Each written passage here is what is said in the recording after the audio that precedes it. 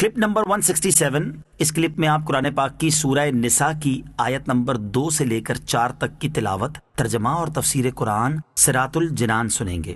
بسم اللہ الرحمن الرحیم۔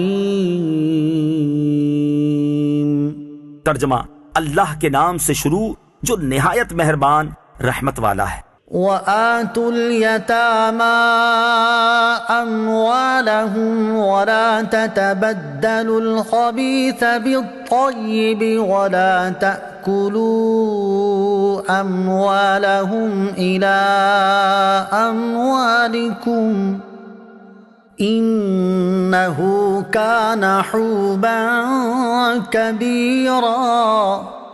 ترجمہ، اور یتیموں کو ان کے مال دے دو اور پاکیزہ مال کے بدلے گندا مال نہ لو، اور ان کے مالوں کو اپنے مالوں میں ملا کر نہ کھا جاؤ، بے شک یہ بڑا گناہ ہے۔ وَآتُوا الْيَتَامَى أَمْوَالَهُمْ، اور یتیموں کو ان کا مال دو۔ اس آیت کا شان نزول یہ ہے کہ ایک شخص کی نگرانی میں اس کے یتیم بھتیجے کا بہت زیادہ مال تھا۔ جب وہ یتیم بالغ ہوا اور اس نے اپنا مال طلب کیا تو چچا نے دینے سے انکار کر دیا۔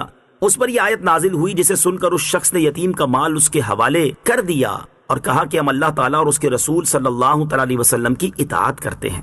آیت کا مفہوم یہ ہے کہ جب یتیم اپنا مال طلب کرے تو ان کا مال ان کے حوالے کر دو، جبکہ دیگر شرعی تقاضوں کو پورا کر لیا ہے، اور اپنے حلال مال کے بدلے یتیم کا مال نہ لو جو تمہارے لیے حرام ہے، جس کی صورت یہ ہے کہ اپنا گھٹیا مال یتیم کو دیکھ کر اس کا عمدہ مال لے لو۔ یہ تمہارا گھٹیا مال تمہارے لیے عمدہ ہے کیونکہ یہ تمہارے لیے حلال ہے، اور یتیم کا عمدہ مال تمہارے لیے گھٹیا اور خبیث ہے کیونکہ وہ تمہارے لیے حرام ہے۔ یہ بھی معلوم ہوا کہ جب یتیم کا مال اپنے مال سے ملا کر کھانا حرام ہوا، یعنی گھٹیا معاوضہ دے کر کھانا بھی حرام ہے، تو بغیر معاوضے کے کھا لینا تو بطریق اولا حرام ہوا۔ ہاں، شریعت نے جہاں ان کا مال ملا کر استعمال کی اجازت دی وہ جدا ہے، جس کا بیان سورہ بقرہ آیت نمبر 220 میں ہے۔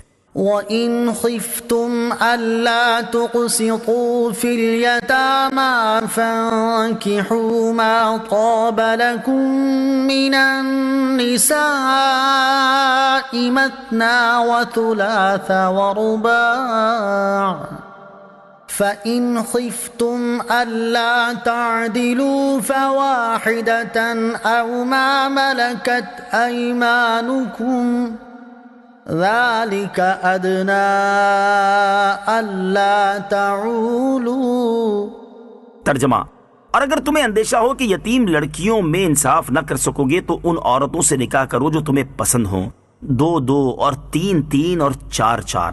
پھر اگر تمہیں اس بات کا ڈر ہو کہ تم انصاف نہیں کر سکو گے تو صرف ایک سے نکاح کرو یا لونڈیوں پر گزارا کرو جن کے تم مالک ہو، یہ اس سے زیادہ قریب ہے کہ تم سے ظلم نہ ہو۔ وَإِنْ خِفْتُمْ، اور اگر تمہیں ڈر ہو، اس آیت کے معنی میں چند اقوال ہیں۔ نمبر 1، امام حسن بصری رحمۃ اللہ تعالی علیہ کا قول ہے کہ پہلے زمانے میں مدینہ کے لوگ اپنی زیر سرپرستی یتیم لڑکیوں سے ان کے مال کی وجہ سے نکاح کر لیتے، حالانکہ ان کی طرف انہیں کوئی رغبت نہ ہوتی تھی۔ پھر ان یتیم لڑکیوں کے حقوق پورے نہ کرتے اور ان کے ساتھ اچھا سلوک نہ کرتے، اور ان کے مال کے وارث بننے کے لیے ان کی موت کے منتظر رہتے۔ اس آیت میں انہیں اس حرکت سے روکا گیا۔ نمبر 2، دوسرا قول یہ ہے کہ لوگ یتیموں کی سرپرستی کرنے سے تو ناانصافی ہو جانے کے ڈر سے گھبراتے تھے لیکن زنا کی پرواہ نہ کرتے تھے۔ انہیں بتایا گیا کہ اگر تم ناانصافی کے اندیشے سے یتیموں کی سرپرستی سے گریز کرتے ہو تو زنا سے بھی خوف کرو، اور اس سے بچنے کے لیے جو عورتیں تمہارے لیے حلال ہیں ان سے نکاح کرو اور حرام کے قریب مت جاؤ۔ نمبر 3، تیسرا قول یہ ہے کہ لوگ یتیموں کی سرپرستی میں تو ناانصافی کرنے سے ڈرتے تھے لیکن بہت سے نکاح کرنے میں کچھ خطرہ محسوس نہیں کرتے تھے۔ انہیں بتایا گیا کہ جب زیادہ عورتیں نکاح میں ہوں تو ان کے حق میں ناانصافی سے بھی ڈرو جیسے یتیموں کے حق میں ناانصافی کرنے سے ڈرتے ہو، اور اتنی ہی عورتوں سے نکاح کرو جن کے حقوق ادا کر سکو۔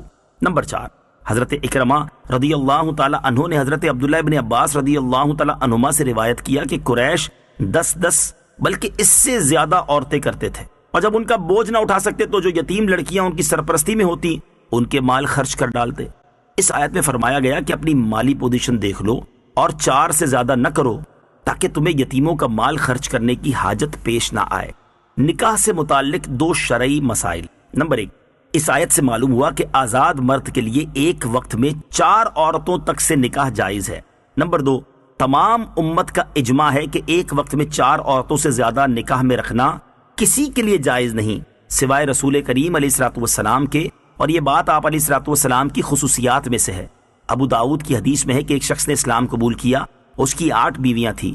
نبی کریم علیہ الصلوۃ والسلام نے فرمایا ان میں سے صرف 4 رکھنا، فَإِنْ خِفْتُمْ أَلَّا تَعْدِلُوا، پھر اگر تمہیں عدل نہ کر سکنے کا ڈر ہو۔ اس آیت میں 4 تک شادیاں کرنے کی اجازت دی گئی، لیکن اس کے ساتھ ہی فرمایا کہ اگر تمہیں اس بات کا ڈر ہو کہ ایک سے زیادہ شادیاں کرنے کی صورت میں سب کے درمیان عدل نہیں کر سکو گے تو صرف ایک سے شادی کرو۔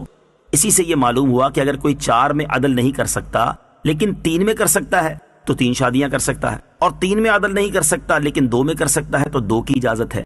یہ بھی معلوم ہوا کہ بیویوں کے درمیان عدل کرنا فرض ہے، اس میں نئی، پرانی، کنواری یا دوسرے کی متعلقہ، بیوہ سب برابر ہیں۔ یہ عدل لباس میں، کھانے پینے میں، رہنے کی جگہ میں اور رات کو ساتھ رہنے میں لازم ہے۔ ان امور میں سب کے ساتھ یکساں سلوک ہو۔ وآتوا النساء صدقاتهن نحلة فإن طبن لكم عن شيء منه نفسا فكلوه هنيئا مريئا۔ ترجمہ، اور عورتوں کو ان کے مہر خوشی سے دو، پھر اگر وہ خوش دلی سے مہر میں سے تمہیں کچھ دے دیں تو اسے پاکیزہ خوشگوار سمجھ کر کھاؤ۔ وآتوا النساء صدقاتهن نحلة، اور عورتوں کو ان کے مہر خوشی سے دو۔ اس آیت میں اللہ تعالیٰ نے شوہروں کو حکم دیا کہ وہ اپنی بیویوں کو ان کے مہر خوشی سے ادا کریں، پھر اگر ان کی بیویاں خوش دلی سے اپنے مہر میں سے انہیں کچھ تحفے کے طور پر دے دیں تو وہ اسے پاکیزہ اور خوشگوار سمجھ کر کھائیں، اس میں ان کا کوئی دنیاوی یا اخروی نقصان نہیں ہے۔